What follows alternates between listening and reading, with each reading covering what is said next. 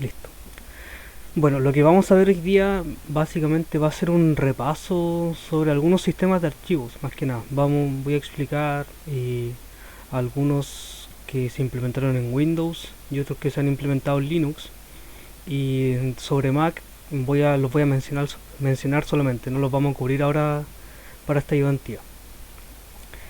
Bueno, pero primero vamos a partir definiendo qué es lo que es un sistema de archivos. Un sistema de archivos básicamente es un método y estructura de datos que un sistema operativo utiliza para seguir la pista de los archivos de un disco o partición. O en otras palabras, simplemente es la manera en la que los archivos se organizan dentro del disco. Ya, por ejemplo, o sea, básicamente como una forma de poder ordenarlos dentro del disco y después también de poder recuperarlos. Ya, de esos datos que quedan almacenados en el disco. Bueno, y antes de que una partición o disco sea utilizada como un sistema de archivos, esta necesita ser iniciada y las estructuras de datos necesitan escribirse al disco.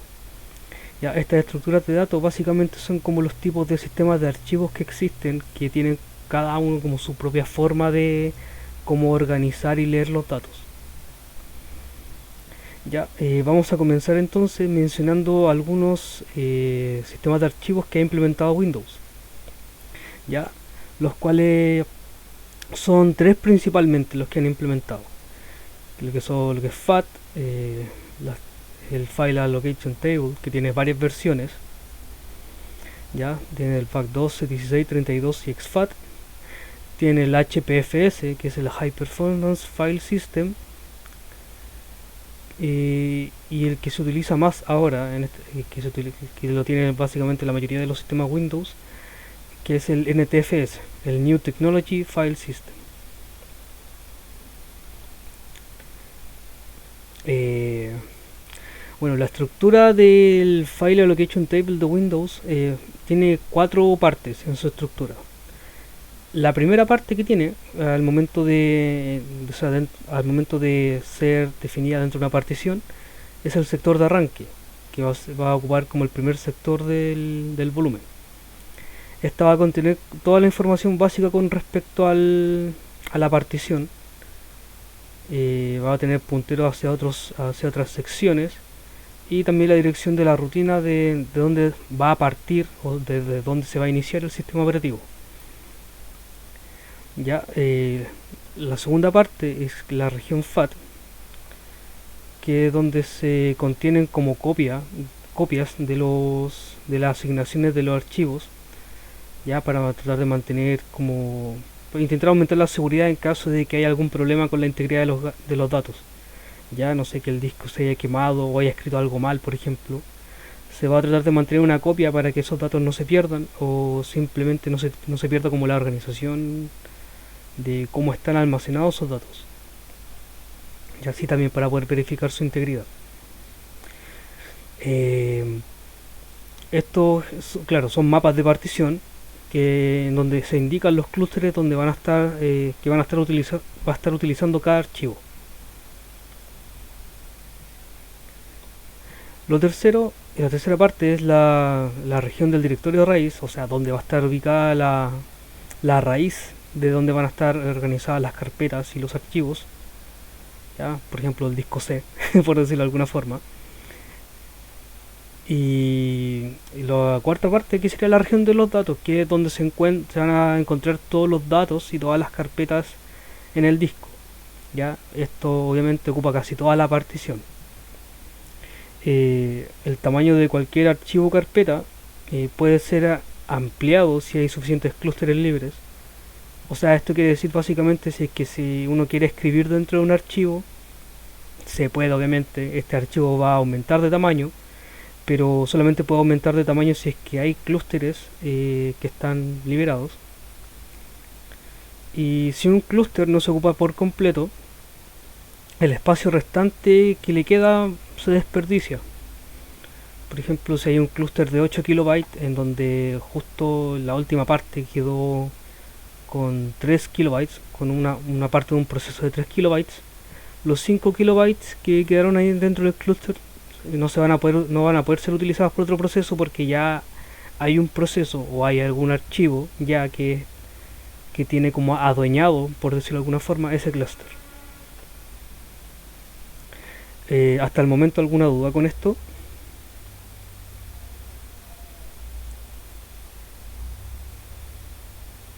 Yo no, por lo menos. Ya, bueno, esto sería una representación gráfica que en realidad lo que sería la versión de FAT32 de cómo almacena sus archivos. Ya, claro que se ve la región del FAT con las copias. Tiene su región reservada más arriba, en donde bueno, están como los datos básicos de la partición, desde donde parten, los sectores de arranques, etcétera. Y abajo en amarillo está donde va a estar alojado básicamente los datos y las carpetas.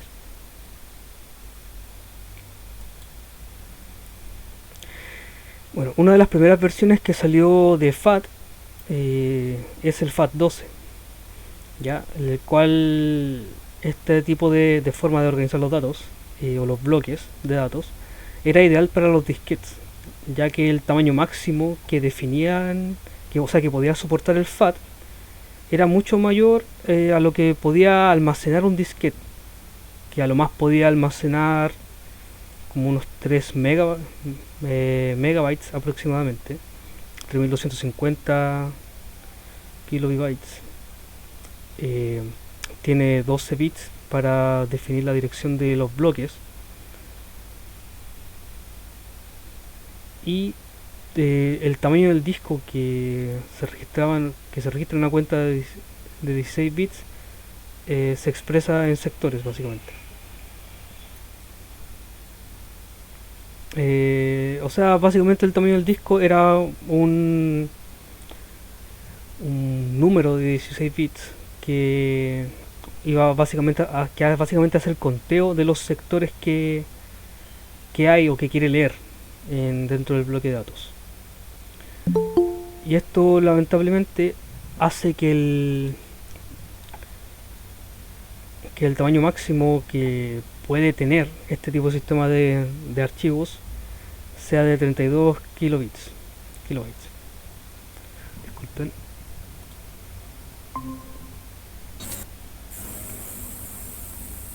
Ya, hola Cristian.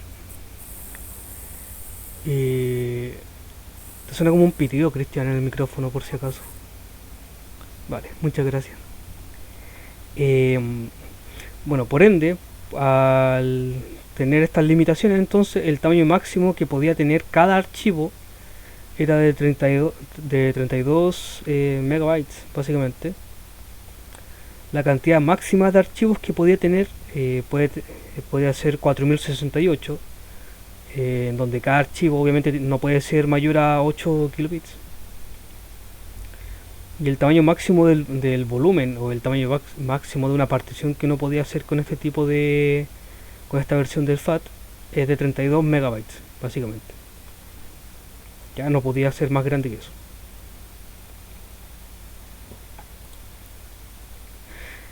Para intentar aumentar un poquito la capacidad de FAT, se implementó después lo que sería FAT16, ¿ya?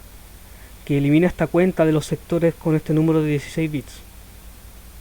Ahora en vez de estar contando sectores, va a estar contando clústeres que hay que va a haber en el volumen o en el disco.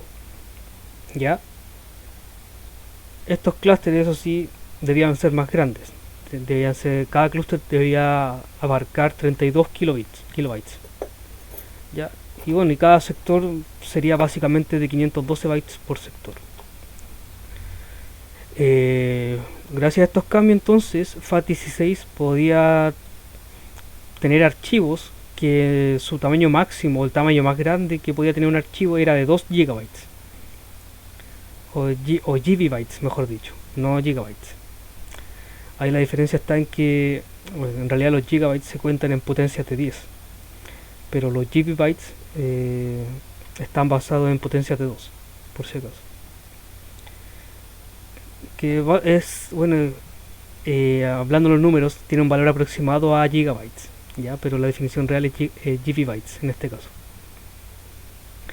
Bueno, entonces el tamaño máximo de cada archivo podía ser 2 GB bytes. La cantidad máxima de archivos ahora que podía tener este tipo de sistema de archivos es de 65.460 archivos, ya, para los clústeres de 32 de KB. Y el tamaño máximo del volumen que podía crear este tipo de sistema de archivo era de 2 GB, aunque para Windows NT se amplió a 4 GB.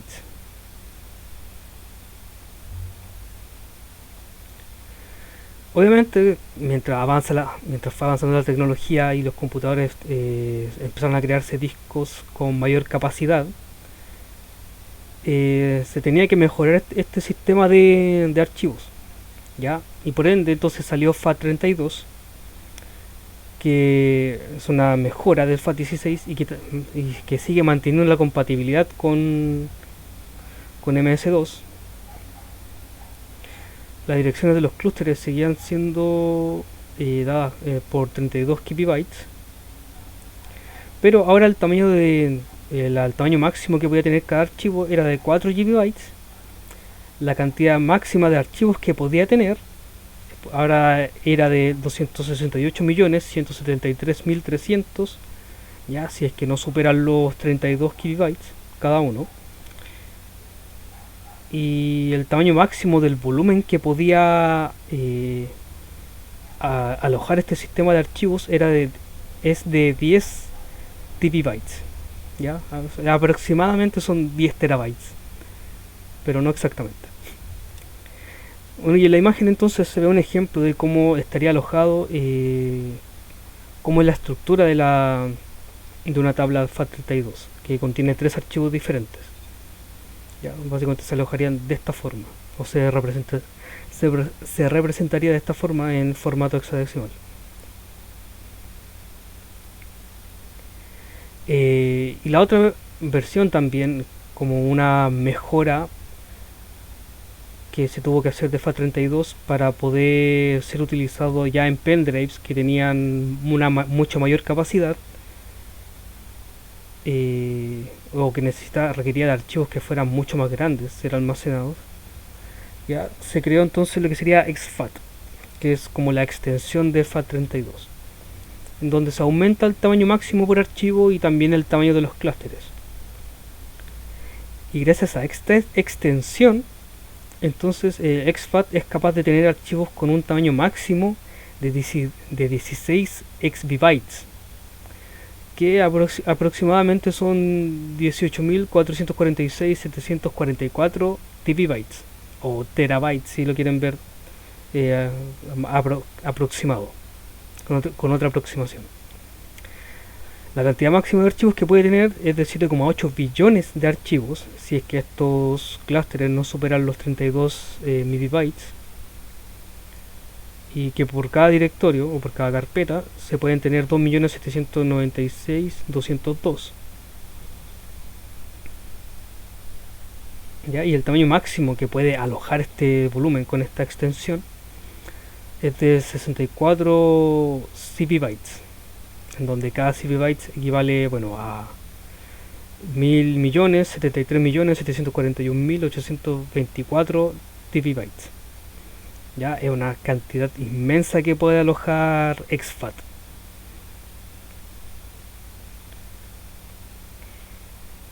Sin embargo, igual FAT tenía algunas limitaciones con respecto a cómo maneja en su rapidez a los archivos. Ya igual era un poquito más lento, por lo tanto, o sea, igual era un poquito lento. Entonces se trató de mejorar esto con otro sistema de archivos que sacó Windows, que se llama el High Performance File System, ya, para poder superar las limitaciones de FAT. Y una forma de poder mejorar esta performance para el manejo de archivos, se trató de guardar los metadatos o los datos de los archivos básicamente al lado de donde se encuentran como los datos del archivo que se van alojando. Por ejemplo, como se muestra en la imagen. Ya se trata de que si se aloja un archivo dentro del disco, ya estos como que estos metadatos o los índices para dar referencia a dónde está ubicado el archivo ya no estaban como en una tablita al principio de donde comenzaba el sector del disco, sino que ahora tratan de estar al lado, ya como al lado de donde se encuentra el archivo. Eh, Esto permite, bueno, y esto permite también tener nombres o nombres largos para los archivos, en donde cada uno podía tener 254 caracteres como cantidad máxima. Ya, bueno, principalmente la diferencia es eso, entonces, entre lo que sería FAT y HTFS, que FAT trata de guardar como los datos de cada bloque como al principio de su partición, pero HTFS no, trata de mantenerlos al lado de los bloqueos de los archivos. Y finalmente entonces se trató de hacer algo mejor, mucho mejor aún, que es lo que está implementado ahora la mayoría de los sistemas operativos de Windows, que es el NTFS, el New Technology File System. Ya también se compone de cuatro partes, lo que sería el Partition Boot Sector, el Master File Table, el almacenamiento donde se guardan los archivos y una copia de seguridad del MFT.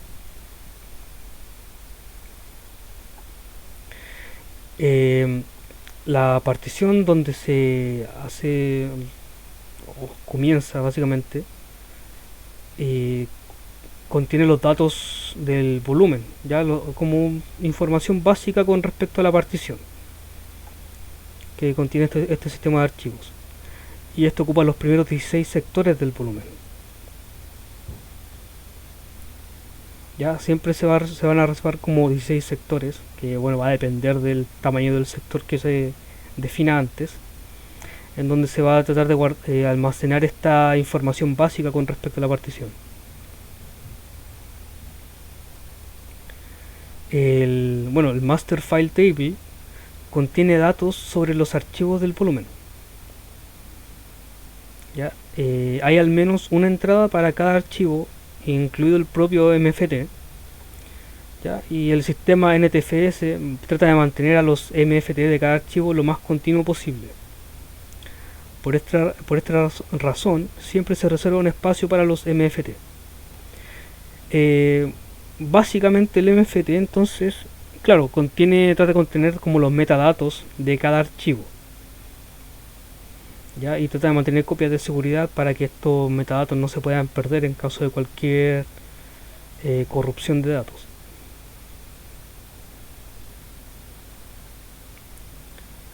Bueno, lo que puede almacenar entonces es información estándar, como por ejemplo quién creó el archivo, la fecha y hora de creación o de modificación, qué tipo de archivo es, etcétera. Ya también puede almacenar el nombre del archivo o el directorio. También tiene un descriptor de seguridad, que es básicamente como para mantener los datos seguros, ya que quizás otro proceso u otro usuario no pueda generar acciones en ese archivo, como por ejemplo abrirlo o tratar de escribirlo encima, ya intentar editarlo, modificarlo o incluso eliminarlo. Y bueno, también tiene los datos o el índice en realidad en donde se encuentra este archivo dentro de la partición.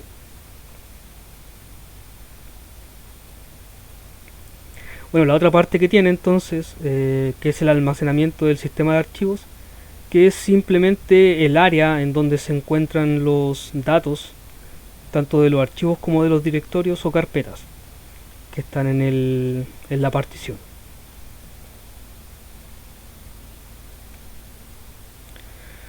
Bueno, con respecto entonces a las particiones o a los sistemas de archivos de Windows, ¿les quedó alguna duda?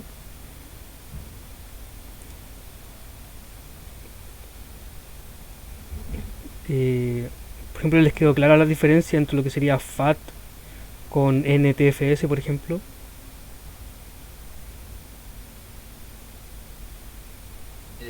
Yo tengo una duda. Dime. Es que en la clase vimos la estructura del disco como general, dijo el profe, en la que tenemos la región de boot, el directorio, la tabla de asignaciones y dónde van los datos. Esas eran las cuatro partes que nos dijo el profe. Esto, el FAT, el NFTS son como otras formas que se organizan o como que eso no me quedó muy claro. Claro, básicamente cada sistema de archivos es una forma diferente de cómo organizan los datos. Claro, creo que el que le mostró el profe fue FAT32, ¿cierto? Es que nos pasó la estructura del disco, el FAT32 lo vimos como al final, pero sí lo alcanzamos a ver bien. Ah, ya.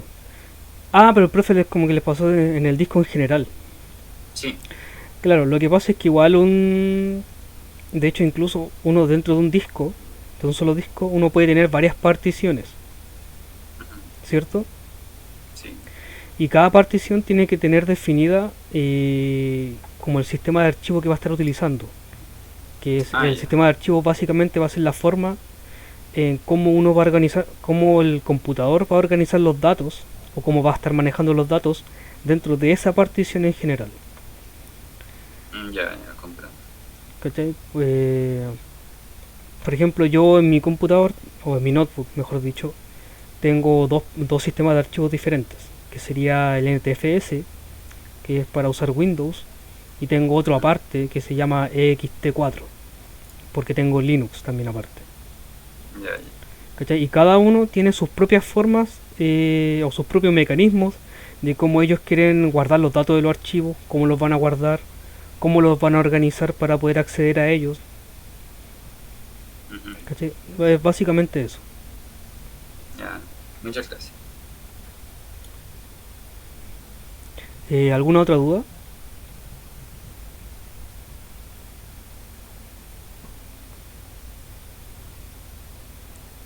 Bueno, continúo entonces. Eh, Pasando entonces a la parte de lo que sería Unix y Linux. eh, bueno, Unix posee un sistema de archivos que se llama Unix File System, ya en donde creo que el profesor lo había mostrado en clases, que era con respecto al uso de los inodos, ya. Y Linux mantiene como una familia también de sistemas de archivos que se han ido mejorando con el tiempo, que también están basados en el sistema de archivos de Unix, ya, que también utilizan inodos. Pero cada ext, o sea, cada sistema de archivo va a ir como agregándole características nuevas a este para poder intentar mejorar tanto su integridad como la seguridad de los archivos y también el rendimiento. Bueno, Unix básicamente hace el uso de lo que serían los inodos, que en donde cada inodo va a tener los metadatos de un archivo excepto su nombre. ¿Ya? Algo parecido a lo que hacía el NTFS anterior, pero ahora por decirlo de alguna forma, es tratar de mantenerlo como de una forma más simple. ¿Ya? Cada archivo va a tener su propio identificador. ¿Ya? Y con este identificador entonces se tiene que hacer referencia a este archivo para su inodo, y este inodo entonces va a tener los datos de quién es el dueño de ese archivo, la última vez que se modificó, la última vez que se accedió, que se modificó, sus permisos y también el tipo de archivos.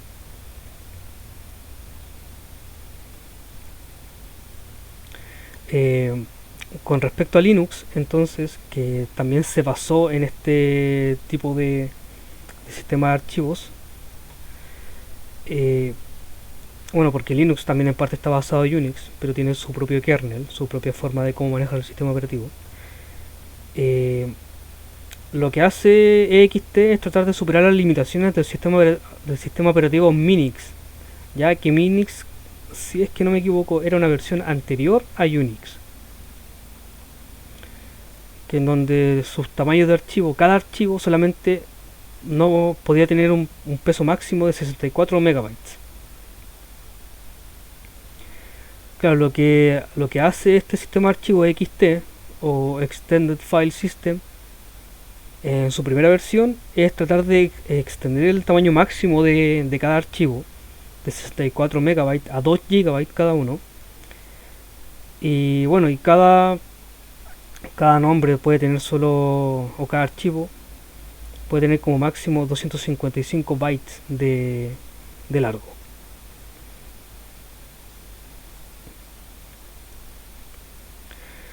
Sin embargo, tenía un problema la versión anterior, que era que, claro, igual como comenzaron a salir discos con mayor almacenamiento y mayor rendimiento, se necesitaba un nuevo sistema para poder almacenar más datos aún. Aquí entonces salió la segunda versión de XT, en donde los archivos ahora se van a escribir en bloques de igual tamaño. Ya, sin embargo, tenía un problema, que faltaba como un journaling o un registro de dónde va a estar como cada dato básicamente. Porque lo que podía pasar, por ejemplo, es que se podía cortar la luz, ya mientras hay como una escritura de datos. Justo, no sé, uno está, por ejemplo, copiando 1 gigabyte de datos a otra carpeta, por ejemplo, y si se te cortaba la corriente, esos datos se te podían perder, así definitivamente. Y no, o sea, en realidad no solo eso, sino que el disco completo se echaba a perder, o la partición en general se echaba a perder. Entonces era difícil recuperar los datos y había que hacer un formateo y básicamente partir de cero. Y para evitar estos problemas, para las compañías lo que utilizaban era comenzaron a utilizar lo que sería el RAID. ¿Ya? Los RAID básicamente son como... ¿cómo podría explicarlo? Una forma nueva que tienen como los... Es como un clon, por decirlo de alguna forma, del disco principal que están usando, en donde van a estar haciendo como operaciones al mismo tiempo. Ya es simplemente una copia de seguridad para intentar mantener la integridad de los datos en caso de cualquier emergencia. Bueno, el tamaño máximo de los archivos que puede tener este tipo de sistema de archivos es de 2 terabytes, que igual es una cantidad gigantesca.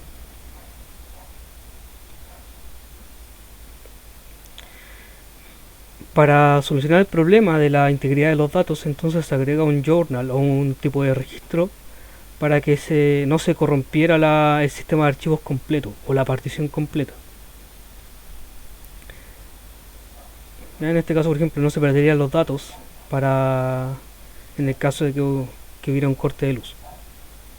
¿Ya? Y bueno, básicamente esa es como la gran novedad de esta nueva versión, ya que es mucho más seguro, mucho más íntegro, ya en caso de cualquier emergencia, pero mantiene, por ejemplo, algunas otras características anteriores, como el tamaño de archivos, o sea, el tamaño máximo de cada archivo. Y finalmente sale la última versión, que es la que básicamente la tienen todas las distribuciones de Linux ahora, que es el la versión 4 del XT, que básicamente al momento de que se hagan escrituras dentro del disco, ya para evitar de que algunos procesos se crucen unos con otros en la escritura del disco, lo que se hace primero es asegurar el espacio en donde se va a hacer la escritura de datos antes de escribir los datos. Algo similar a lo que se hacían con los semáforos, por ejemplo, que si uno quería escribir dentro de una variable, por ejemplo, primero uno hace un mutex ya para poder hacer la escritura. O sea, se hace un mutex antes de ejecutar la escritura, por ejemplo, y después bueno, en este caso no se libera porque se tiene que mantener asegurados los datos.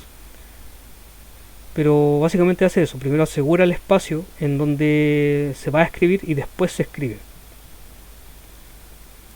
La otra ventaja que tiene es que también puede tener una cantidad ilimitada de subdirectorios. Ya uno puede hacer como miles, millones de carpetas unas dentro de otras y no debería haber ningún problema. También se implementan lo que serían los journal checksums, ya también para revisar que no haya habido alguna corrupción de datos.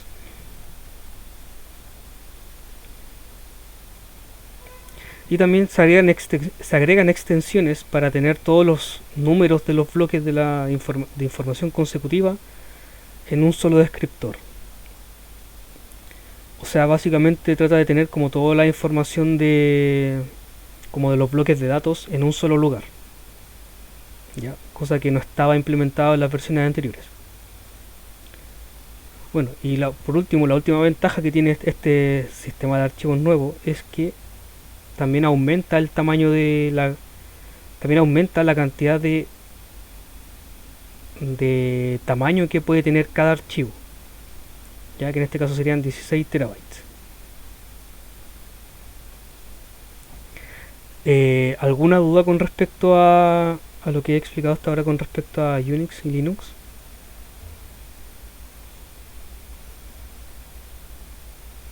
¿No?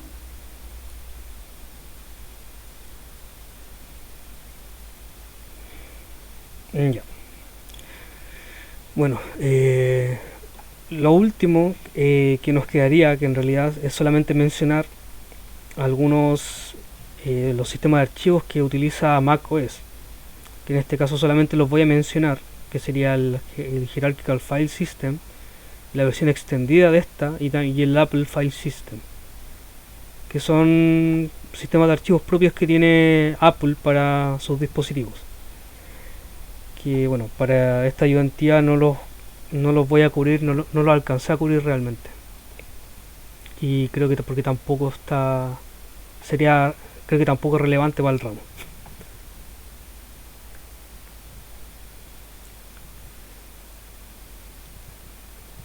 Y eso sería entonces la ayudantía de hoy, realmente. Algo muy breve que es simplemente era un repaso y conocer un poco de algunos sistemas de archivos que tiene implementado Windows y Linux.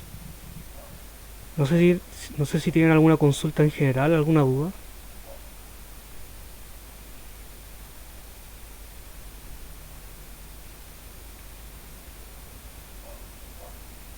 ¿Nada?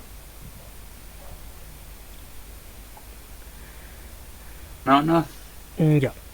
Bueno, entonces, bueno, voy a dejar de grabar ahora y doy por finalizada la ayudantía de hoy. Así que estén bien, chicos, cuídense y que tengan un buen fin de semana. En breve subo la grabación de este video, de este repaso. Que estén bien, chao chao. Ok, gracias, chao. Chao, gracias. Chao chao.